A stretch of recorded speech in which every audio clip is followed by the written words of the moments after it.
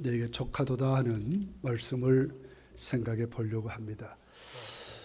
우리가 가장 좋아하는 단어가 있다면 성공이라 하는 단어일 거예요. 그렇지만 성공도 그것이 객관화돼야 온전한 성공인 것 같아요. 나름대로 나 이렇게 성공했습니다. 저렇게 성공했습니다. 그렇지만 그것이 모두가 인정해주는 성공이 되지 아니하면 성공이 아닌 걸 거예요. 그런 의미로 생각해 보면 우리가 예수를 믿는다는 그 자체가 성공 중에 최고의 성공이다 하는 것입니다. 누가 봐도 예수 믿으면 정말 이 세상 정도가 아니라 내세 천국을 확실히 보장받기 때문에 예수 믿는 자만큼 성공한 사람은 이 세상에 아무도 없는 것입니다. 행복하는 단어도 좋아하는 것 같아요. 그럼 행복은 어떻게 보면 굉장히 주관적입니다. 나름대로 나는 행복합니다. 그래도 어떤 사람은 똑같은 조건인데도 행복하지 않은 사람이 있어요. 그거 보면 그 사람 나름대로 내가 체험하는, 내가 가지고 있는 그 주관적인 사고가 행복해져야 행복하다고 하는 것입니다. 그렇지만 성경은 기독교인 모두 다 행복하다고 말합니다. 왜 그렇습니까? 우리 하나님 자녀가 되기 때문에 행복한 것입니다. 하나님 우리에게 복을 주셨기 때문에 행복하다고 말하는 것입니다. 거기에 그 배경이 뭡니까? 하나님의 은혜입니다. 은혜. 그래서 오직 은혜입니다. 은혜가 아니고는 행복해 줄 수 없고 하나님 은혜가 아니고는 우리가 성공할 수 없기 때문에 그렇습니다. 은혜 때문에 우리가 구원받았죠. 이 세상을 자녀로 살아가서 행복하게 우리가 사는 것입니다.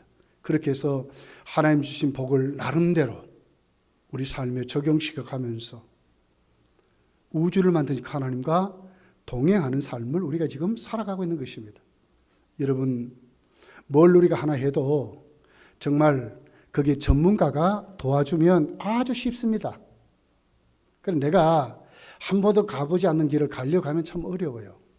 한 번도 해보지 않는 일을 만들어 살려면 굉장히 어렵습니다. 그러나 뭔 자료가 있는 것을 참고하고 이미 만들어진 것을 내가 거기에 적용시키는 것은 굉장히 쉬운 것입니다.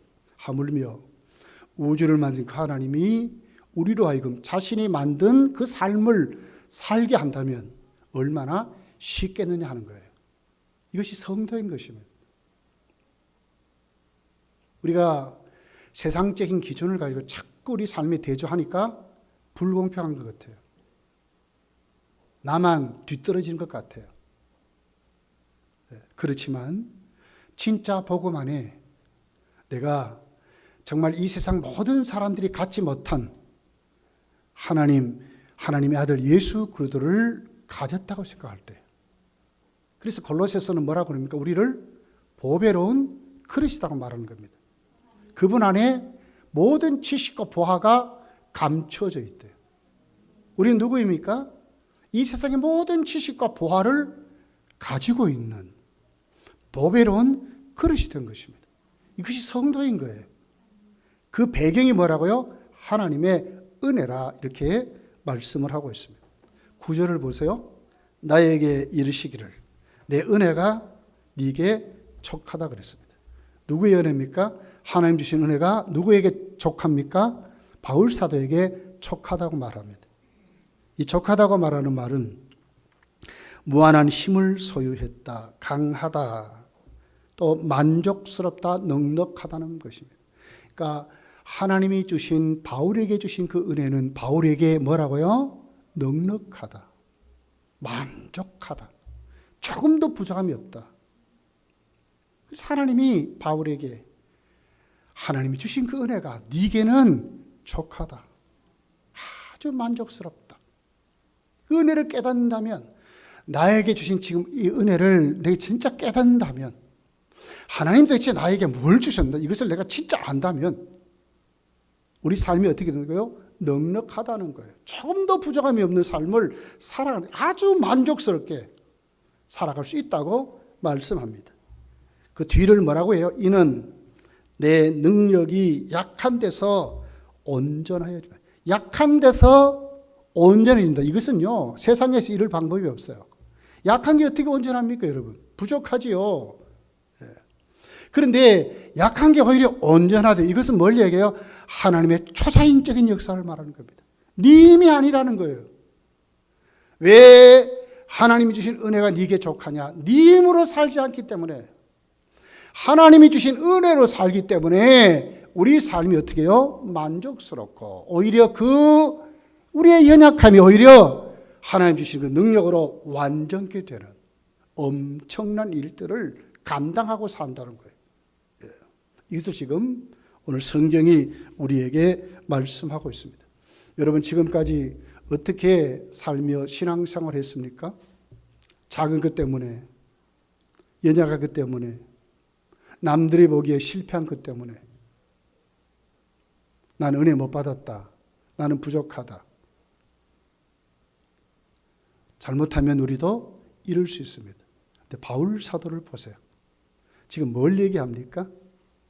남들의 질병도 고쳐주고, 수많은 사람들 하나님의 위로를 전하고, 그 말씀을 통해서 하나님을 소개시켜서 병든 자 고치고 수도 없는 기적과 능력을 행한데, 바울이 하나님께 자신의 질병을 내놓고 기도하는데 하나님이 안 들어줬어요. 처절한 모습입니다. 여러분, 이거만큼 절망이 어디 있습니까? 자신의 병도 못 고치는데 어떻게 남에게 가서 복음을 전하겠습니까? 이것이 은혜입니까?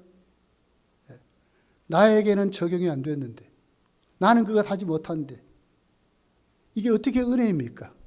그런데 성경이 뭐라고 말합니까?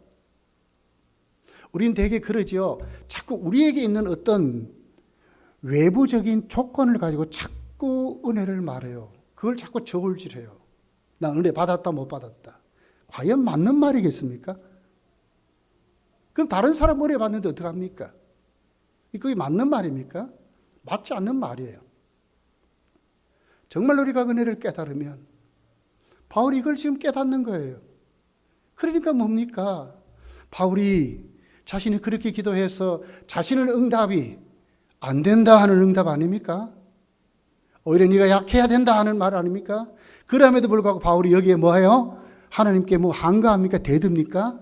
아멘 하는 거예요.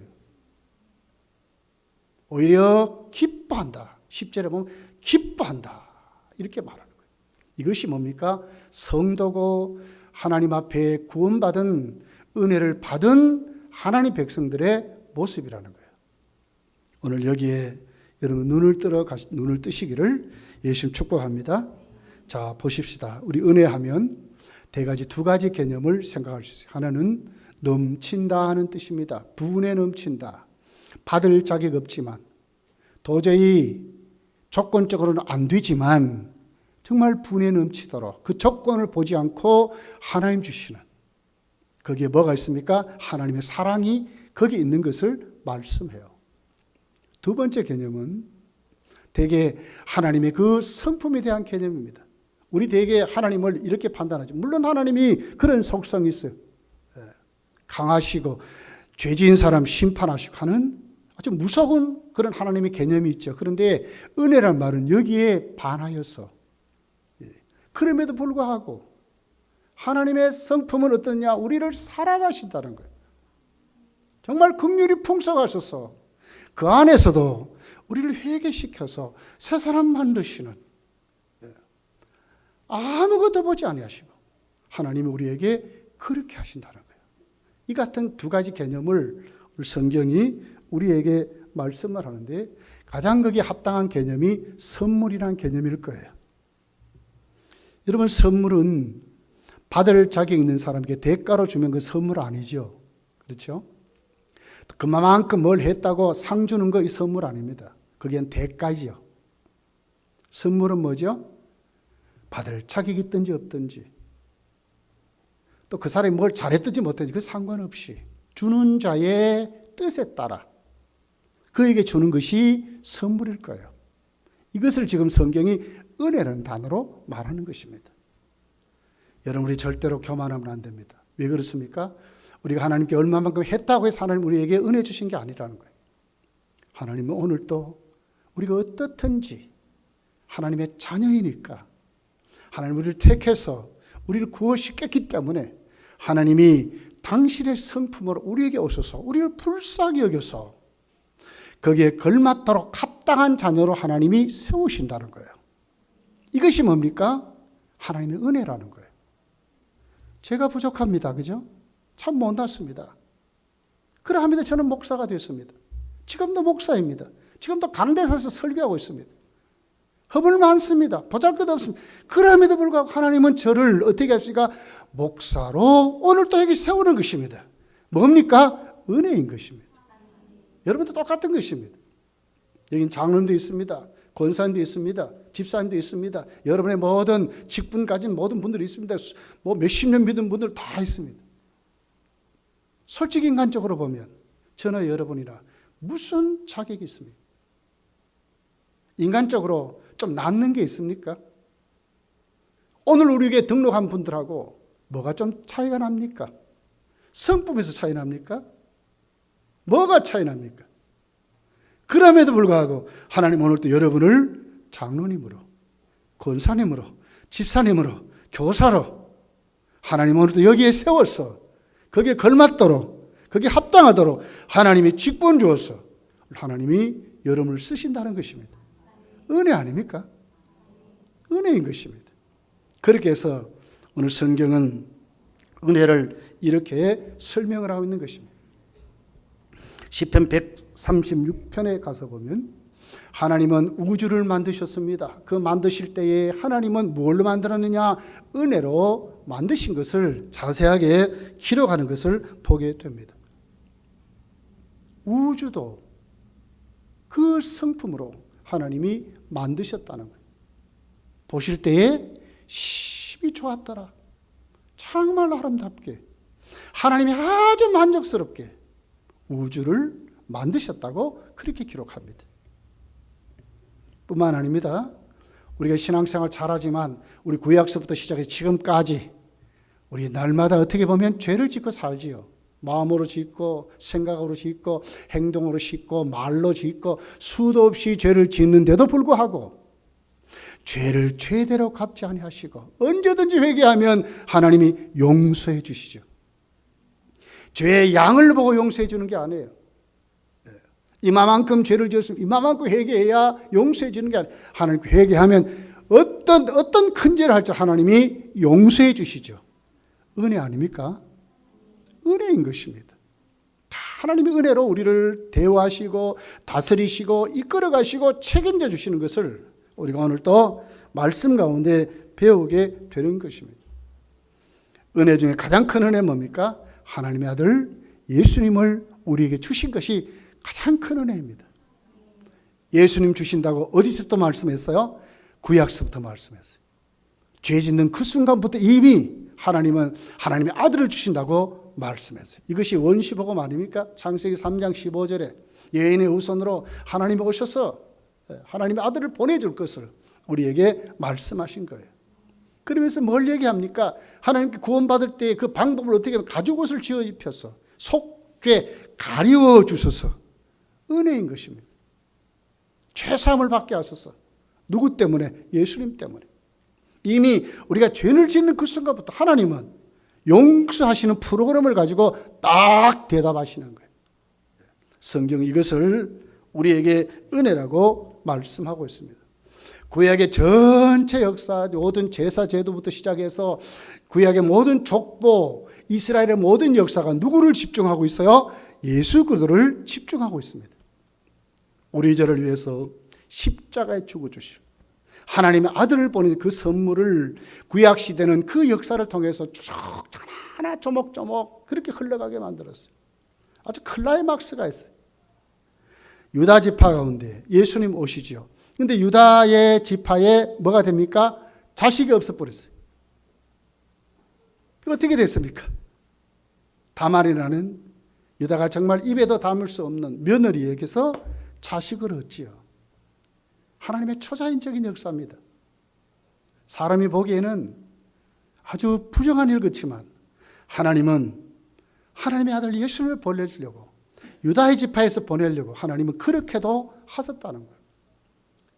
기생 라합을 통해서 모압 여인 룻을 통해서 하나님은 다윗의 그 그 혈통을 통해서 하나님은 예수 그리스도를 주시려고 그렇게 하셨다는 거예요.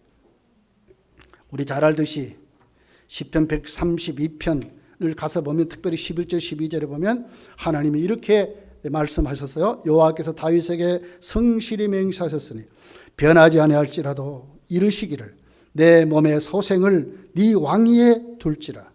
네 자손이 내 언약과 그들에게 교훈하는 내 증거를 지킬진대 그들의 후손도 영원히 내 왕위에 앉으리라 하셨도다. 누구요? 다윗의 후손으로 다윗의 왕통을 통해서 영원한 왕권을 이어가도록 하나님이 그렇게 하셨다는 거예요. 잘못하면 큰일 날 뻔했어요. 북쪽 남쪽이 갈라지죠. 그럴 때 어떻게 됩니까? 북쪽은 여로보암을 통해서 10지파가 따라가 버렸어요. 남쪽은 다윗 왕계 솔로몬 그의 아들 르호보암을 통해서 2지파만 남게 됐어요. 큰일 날 뻔한 거예요. 근데 참 이상하죠. 북쪽 열왕은 왕이 자꾸 바뀝니다. 가문도 자꾸 바뀌어요. 근데 남쪽은 전혀 바뀌지 않아요. 어떤 어려움이 와도 다윗의 왕통이 그대로 이어집니다. 뭘 얘기합니까? 하나님의 약속은 신실하셨고 우리에게 주신 은혜의 최고 절정인 예수 그리스도를 보내주는데 1.1핵도 변함없이 하나님 말씀하신 그대로 결국은 다윗의 왕통을 이을 예수 그리스도를 통해서 영원한 왕으로 누구에게? 우리에게 선물로 주셨다는 거예요. 성경이 이것을 은혜라고 말하는 거예요.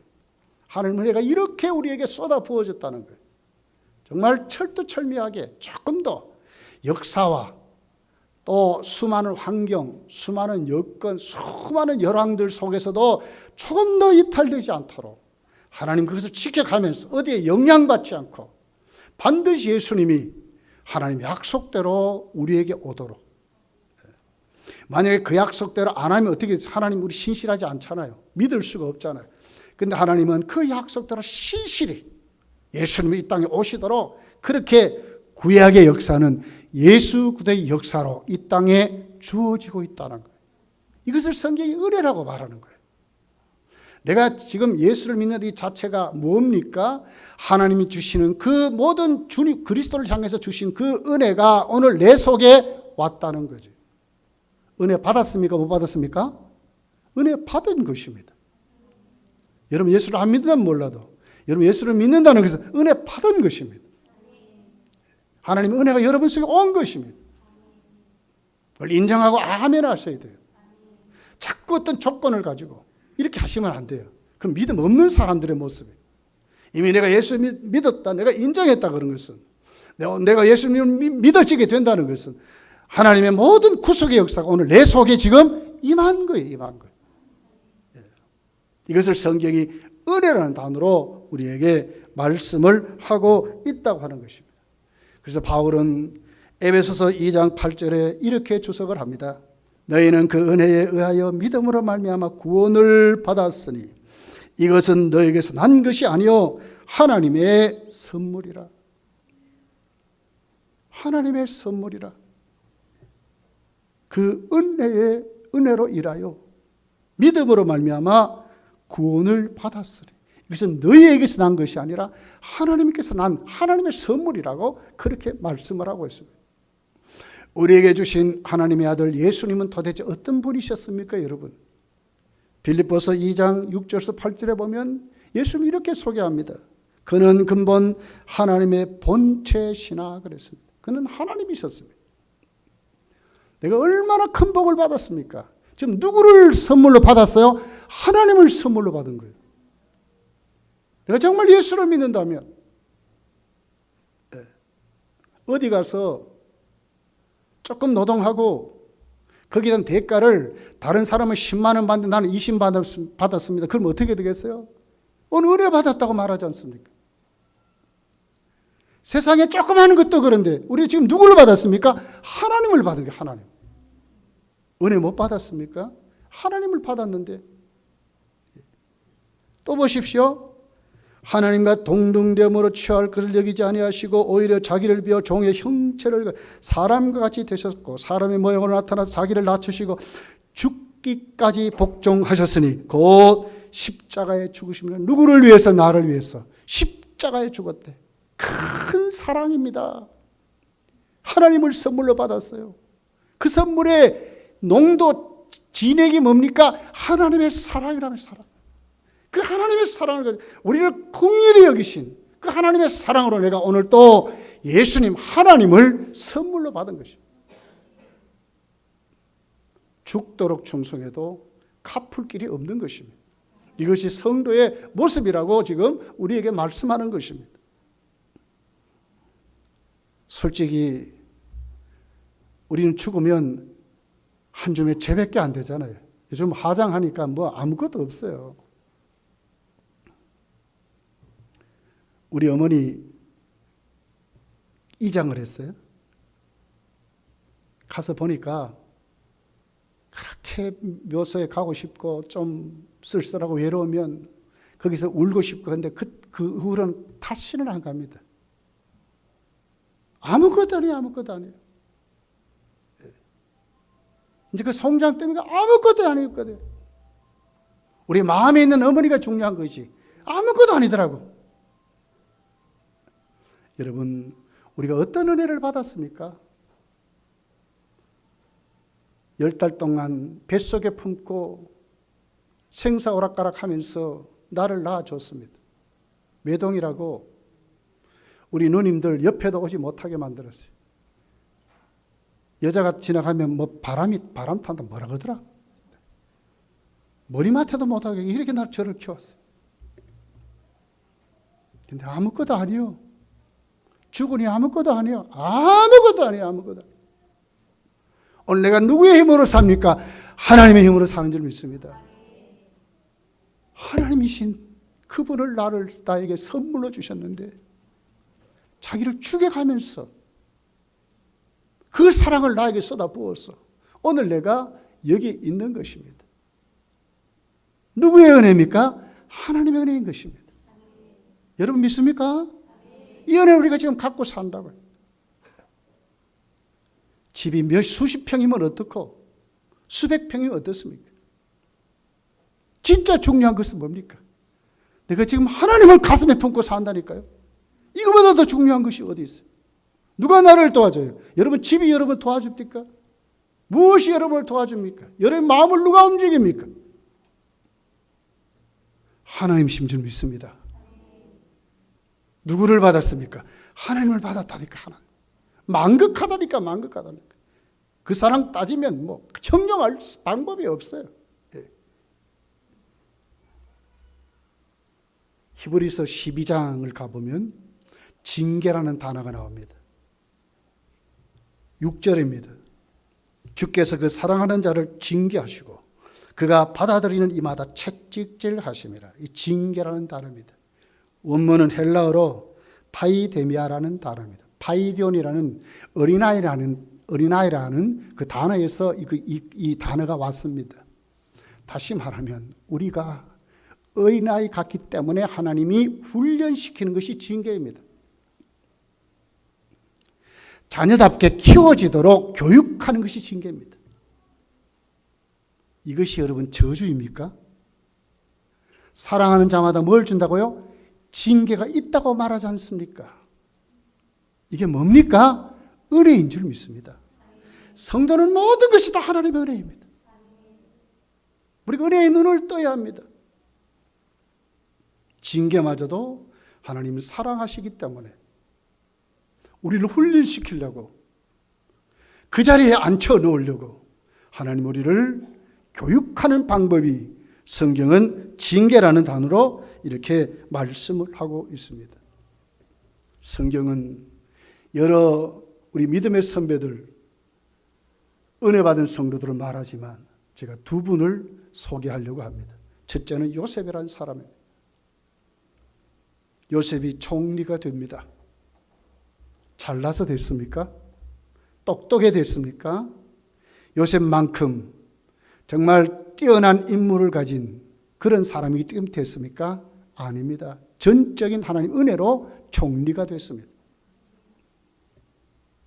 우리 요셉의 생애를 보게 되면 요셉은 하나님이 영원한 계획 속에 애굽의 흉년 그 다음에 풍년, 이 모든 그 세월을 지나가면서 특별히 가나안 땅에 흉년이 올 때에 야곱의 가정을 지키려고 요셉을 애굽으로 보낸 것으로 시작을 하는 것입니다. 창세기 37장에 여러분 그 요셉이 꿈을 꾸잖아요.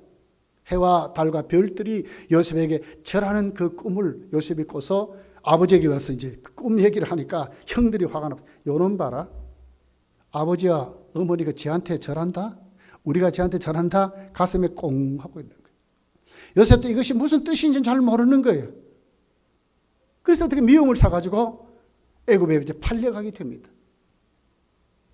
보디발의 가정에서 감옥에까지 들어갑니다. 거기서 누구를 만납니까? 술 맡은 관원장, 떡 맡은 관원장을 만나게 되죠. 그 가정에 거기에 하나님이 거기에 계셨다고 말을 합니다. 결국은 바로 앞에 세워집니다. 바로가 무엇을 봅니까?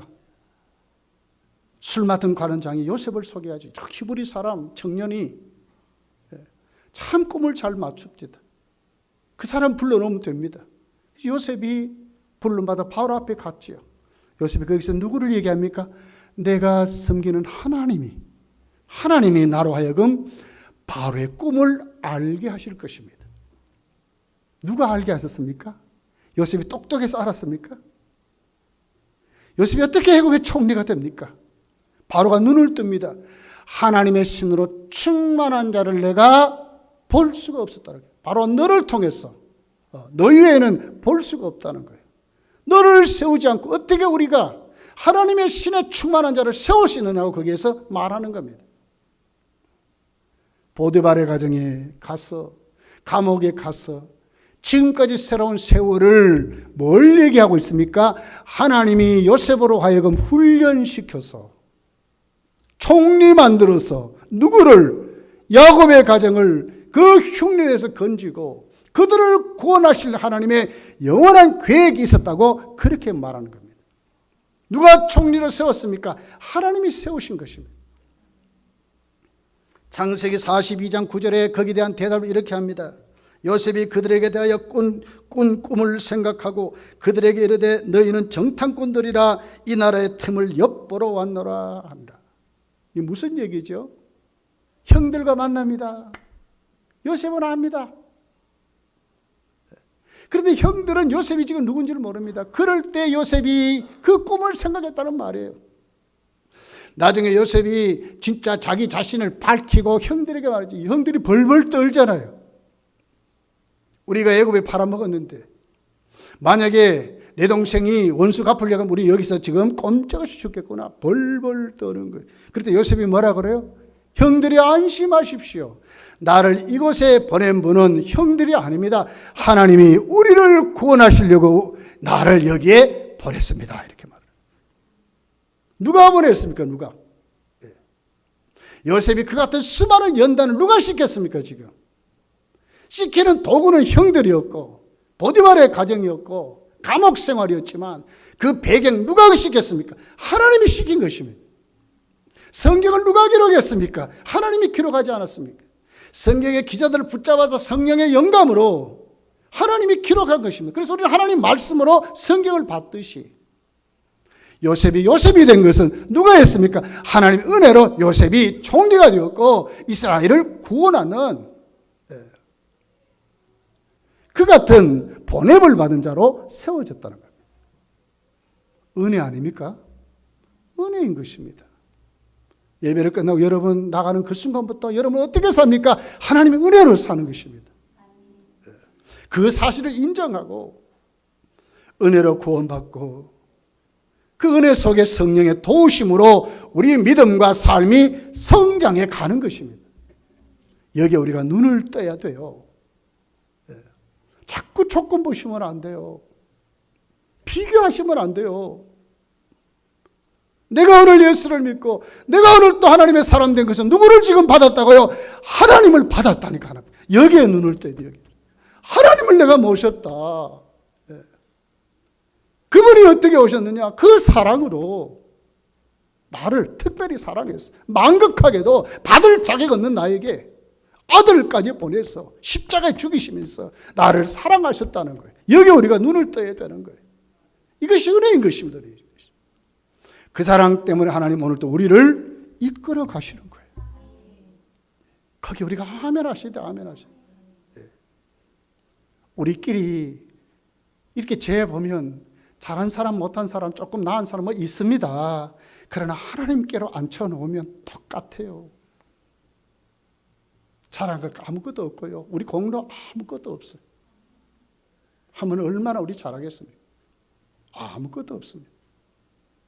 다 하나님의 은혜입니다. 나 된 것은 하나님의 은혜로라. 하나님의 은혜인 것입니다. 오직 은혜인 것입니다. 은혜인 것입니다. 여기 우리가 눈을 떠야 됩니다. 눈을 떠야 됩니다. 오늘 본문에 나와 있는 바울입니다. 바울을 보세요. 뭘 깨닫습니까? 우리 대개 생각하면 건강하게 되는 거 은혜라 생각하죠. 그런데 바울은 어떻습니까? 평생 도저히 하나님이 고쳐주지 않을 질병을 바로 갖고 살았습니다. 인간적으로 보면 은혜입니까? 우리 세속적인 가치관으로 보면 이거 은혜 아닙니다. 재물은 은혜라고 우리는 생각하죠. 근데 바울은 천막 짓는 진짜 가난하게 살았습니다. 뭘 은혜입니까? 이게 뭐가 은혜입니까 도대체? 편안하고 안락한 삶을 우리가 은혜라 생각하죠. 근데 바울은 끊임없이 박해를 받고 끊임없이 도망다니고 끊임없이 그에게는 자연의 재해가 따라다녔습니다. 이게 무슨 은혜입니까? 이게 뭔 은혜입니까? 사람들은 가정 잘 만들어서 자손을 잘 배출하는 것, 이것이 은혜라고 말하죠. 바울은요, 결혼도 못했어요. 독신으로 살았습니다. 나중에 어떻게 죽었습니까? 목이 잘려 죽었어요. 목이 잘려 죽었어요. 이게 무슨 은혜입니까? 대개 우리는 명예를 출시하는 것을 은혜로 생각하죠. 근데 바울은 어떻게 돼요? 또다시 주님 때문에 도망 다녔단 말이요. 무슨 명예가 있어요, 바울이요? 무슨 직분이 있어요? 인간적으로 보면 이렇습니다. 그렇지만 바울은 자랑할 것도 있어요. 로마 시민 것도 있죠. 유대인 중에 유대인이죠. 바리새인 중에 바리새인이죠. 그는 남에서부터 여러분 다소라는 이방에 살았지만 할례까지 받은 사람이요. 예루살렘에 유학 와가지고 가말리알 문화에서 아주 율법을 심차게 배운 사람이요. 산헤드린 공회 인정을 받아가지고 성도들 핍박할 때 앞장 세워진 사람입니다. 아주 촉망되는 정치인이었어요. 이런 바울이 무슨 은혜입니까? 지금 쫓겨다니고 가난하고 병 걸려가 골골하고 이 무슨 은혜입니까 도대체? 인간적으로 보면 그렇다 그 말이요. 그런데도 성경은 말합니다. 바울은 정말 사람들이 보는 그런 은혜가 아니라 진짜로 모든 것에 자기에게 주신 것이 은혜라고 자기의 약함을 오히려 자랑할 수 있는 그런 은혜로 바울이 세워지게 됐다는 것입니다. 잘 보세요. 12장 9절에 있는 말씀이죠. 나에게 이르시기를 내 은혜가 네게 족하도다. 이는 내 능력이 약한 데서 온전하여짐이라 하신지라. 무슨 걸 듣습니까? 자기 질병을 고쳐주지 않았지만 바울은 뭘 들었습니까? 하나님의 응답을 받아내는, 쉽게 말하면 말씀을 들을 수 있는 귀가 열리는 체험을 했다는 거예요. 이게 은혜라는 거예요. 여러분 마지막 때입니다. 이제는 어떻게 됩니까? 들을 귀가 있는 성도의 삶을 사셔야 돼요. 말씀이 들려져야 돼요. 요한계시록을 보세요. 아시아 7교회의 공통점이 뭡니까? 들을 귀 있는 자는 들으라고 말하지 않습니까? 하나님 말씀을 들으라 그 말입니다. 말세에 무슨 현상입니까? 모이지 않는데요. 안 나온대 하나님 앞에. 그리고 하나님의 말씀을 안 들어요. 믿음이 없어요. 믿음 있는 자를 찾아보기 힘들다고 말을 했어요. 그런데도 바울이 지금 듣습니다. 뭘 듣습니까? 하나님 말씀을 듣는 것입니다. 내 은혜가 네게 족하다는 말씀을 듣는 거예요. 이런 말씀을 우리가 들려줘야 된다는 거예요. 여기에 다 답이 되는 거예요. 자기를 사랑하시고 자기를 구원하시고 자기를 보내시고 오늘 또 자기를 쓰시는 그 하나님이 자신에게 말씀하신다는 이것이 그에게 바울의 모든 삶의 대답이 됐다는 거예요. 이게 은혜라는 거예요. 은혜라는 거예요. 조건이 아니라 말씀을 들을 때 하나님의 은혜를 우리가 체험하고 산다 하는 것입니다. 두 번째를 보면 바울 사도는 겸손함을 유지하는 바울의 모습을 볼 수가 있습니다. 7절 이렇게 기록합니다. 여러 계시를 받는 것이 지극히 크므로 너무 자만하지 않게 하시려고 내 육체에 가시고 사탄의 살을 주셨으니 이는 나를 쳐서 너무 자만하지 않게 하려 하십니다. 자기를 쳐서 자만하지 않도록, 다른 말로 말하면 거기에 만족해서 떡 버티고선 교만하지 않도록 하나님이 그를 꺾으시는 것을 보게 돼요.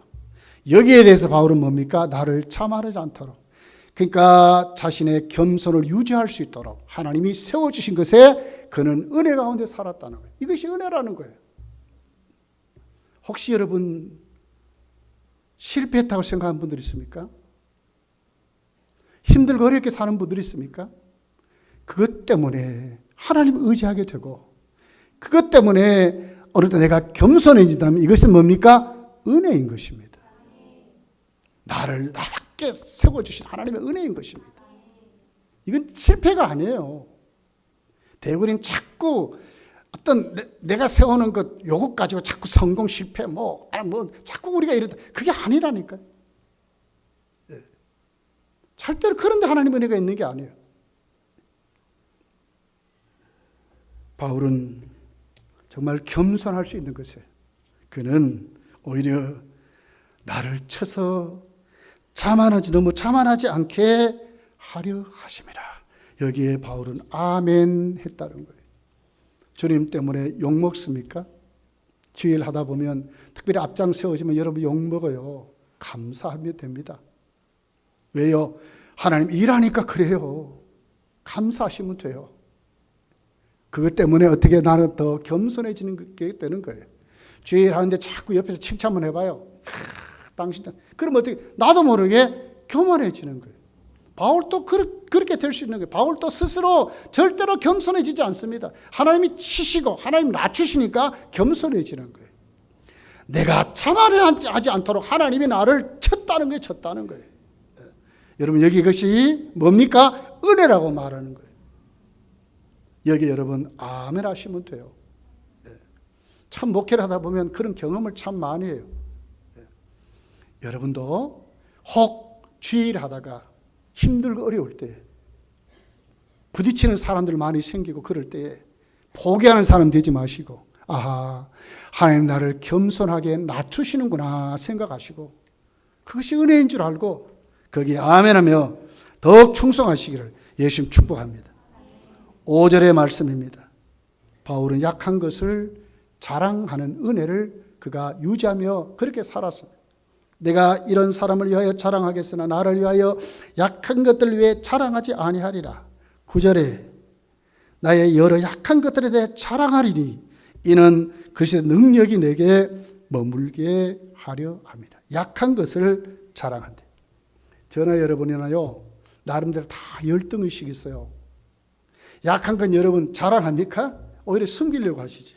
근데 바울은 오히려 자랑한대. 이건 오늘 우리에게 뭘 얘기해요? 진짜 은혜 받으면, 진짜 은혜 가운데 살면, 은혜를 깨달으면 약한 것을 초월하게 된다는 거예요. 그것 때문에 어깨를 늘어뜨리고 말이에요. 이게 어떻게 좀 될까봐 막 안 좋아. 이런 삶이 아니라는 거예요. 오히려 그것을 내어놓고 하나님께 기도하고, 오히려 그것 때문에 하나님께 감사하고, 그것 때문에 하나님께 의지할 수 있는 사람을 세워지는 것이지. 그것 때문에 자꾸 사람 만나기를 싫어하고 그런 사람이 아니라는 그런 사람이에요. 오히려 자랑한다. 약한 것을 자랑한다고 하는 거예요. 이런 것이 은혜라는 거예요. 거기에 붙들리지 않고 칼빈은 이 구절을 어떻게 추정했냐면 인간은 모든 뭡니까? 열등의식, 열등의식의 감옥에 갇혀 산대. 감옥에. 모든 사람이 그런데요. 나름대로 다 열등의식의 감옥. 그러니까 어떻게 해요? 그걸 숨기려고 말이야. 안 그런 척하고 허풍 막 떨고 막 이런다는 거예요. 어떤 사람은 더 하면 사람 안 만나고 막 그것 때문에 밝혀질까 봐 안 만나고 막 다 그러고 산대요. 그런데 진짜 은혜 가운데 사는 사람은 그가 아무것도 아니라는 거예요. 내가 하나님을 사랑하고 하나님 앞에 은혜를 깨닫지 못한 것에 두려움을 가지지. 그런 것 때문에 내가 위축되고 그런 삶을 살지 않는다는 거예요. 여러분 다 그 자리로 가시기를 예수님 축복합니다. 그리고 오늘 12장 1절에서 6절까지 있는 말씀입니다. 바울은 정말 덕을 끼치기를 원하는 은혜 가운데 살았어요. 1절부터 보면 이렇게 기록하죠. 무익하나마 내가 부득불 자랑하노니 주의 환상과 계시를 말하리라. 무익하나마 자기에게 유익이 되지 않는데 그런데 부득불 자랑한대. 내가 그리스도 안에 있는 한 사람을 아노니 그는 14년 전에 셋째 하늘에 이끌려간 자라. 쉽게 말하면 입신 같은 것을 말하죠. 그가 환상 가운데 천국 갔다 온 사실을 기록하는 거예요. 그가 몸 안에 있었는지 몸 밖에 있었는지 나는 모르거니와 하나님은 아시느니라. 내가 이런 사람을 아노니 그가 몸 안에 있었는지 몸 밖에 있었는지 나는 모르거니와 하나님은 아시느니라. 그가 낙원으로 이끌려가서 말로 표현할 수 없는 말을 들었으니 사람이 가히 이르지 못할 말이다. 엄청난 체험을 말하잖아요. 그런데 5절부터 보세요. 내가 이런 사람을 위해 자랑하겠으나 나를 위하여는 약한 것을 위해 자랑하지 아니하리라. 그러니까 뭐예요? 천국 가서 그 신비로운 세계를 본 것을 내가 봤다고 자랑한다? 그런 거 안 한다는 거예요. 이유가 있어요. 6절에 내가 만일 자랑하고자 하여도 어리석은 자가 되지 아니할 것은 왜? 자기가 직접 보고 왔잖아요. 내가 참말을 말함이라. 그러나 누가 나를 보는 바와 내게 듣는 바에 지나치게 생각할까 두려워하여 그만두려나. 자랑하지 않겠다 이 말이에요. 자기가 그렇게 함으로 다른 사람이 오해하는 사람 생길 것이고 에이 뭐 좀 봤다고 말이야 비방하는 사람 생길 것이고 어떤 사람은 또 바울 사도 요만큼 얘기하는데 거기에 뿔코 가지고 막 이만큼 얘기하는 사람도 생길 것이고 말이에요. 진짜 덕을 위해서 이것 때문에 해가 될까 봐 나는 자랑하지 않겠다 하는 것이었어요. 여러분 이것이 여러분 믿음입니다. 아무리 우리가 잘해도 교회에 덕이 되지 않으면 안 하는 것입니다. 내가 아무리 말을 잘하고 내가 아무리 잘해도 그것이 교회 질서를 어기는 일이라면 내가 안 하는 것입니다. 바울은 어떤 은혜를 받았습니까? 덕을 끼치는 그런 은혜를 받았어. 하고 싶은 대로 막 하는 것이 아니라 그 엄청난 체험을 했잖아요. 천국 갔다 왔잖아요, 바울이. 그런 체험까지도 자신은 자랑해야 되는 게 마땅하지만 나는 참말을 말한다 그 말, 이 거짓말이 아니라 그렇지만 나는 안 한다는 거예요. 여러분 이런 믿음이 여러분께 있기를 원합니다. 다 하는 거 아니에요. 나에게 그 권한이 있다고 그거 다 하는 게 아니라고요. 때로는 절제도 하고 잘 살펴서 정말 선을 이루는 모든 것이 협력해 선을 이루는 그런 믿음으로 세워질 것을 지금 말씀하는 것입니다. 고린도전서 12장 13장을 읽어보세요. 거기 은사장이 나오잖아요. 뭘 위해서 하라고요? 은사도 교회를 위해서 교회 덕을 위해서 하라고 말씀하는 거예요. 아무리 큰 은혜를 받아도. 여러분 기도 잘하는 사람 많죠. 몇 시간 앉아서 뭐 기도해도 줄줄줄줄 막 그런 사람이 있어요. 그렇지만 많은 사람 앞에 큰 소리로 남도 기도하지 못하도록 막 난리를 치는 기도, 그게 바른 기도일까요? 우리가 모든 삶을 어떻게 해요? 덕을 끼치는 상대를 헤아리고 상대의 마음을 살피면서 우리가 하나님 앞에 믿음으로 살게 될 것을 말씀하는 것입니다. 여러분 바울은 오늘 본문 고린도후서 12장에 오늘 하나님의 은혜를 말하는 것입니다. 하나님 말씀하셨어요. 하나님 주신 은혜가 네게 족하다고 그랬습니다. 여러분에게 주신 은혜가 여러분에게 족한 것입니다. 거기에 능력이 있습니다. 하나님과 교통하십시오. 하나님과 독대하십시오. 사람 보지 마세요. 옆을 자꾸 보고 이리저고 저리저고 어떤 교회 어떤 이게 아니고 오늘 내가 지금 하나님 앞에 어떻게 독대하고 있는가, 내가 어떻게 하나님 앞에 은혜를 유지하고 있는가에 살펴서 그 자리에 세워지시기를. 뭘 받았습니까? 하나님을 받았잖아요. 하나님을. 그게 무엇이요? 그 큰 사랑으로 십자가에 죽으시면까지 우리를 사랑한 그 사랑이 오늘 내 속에 있잖아요. 예. 그 하나님 사랑 가지고 한 주간도 내게 해주신 은혜 하나님 감사합니다. 이런 믿음으로 승리하며 살아가시기를 예수 축복합니다. 기도하겠습니다.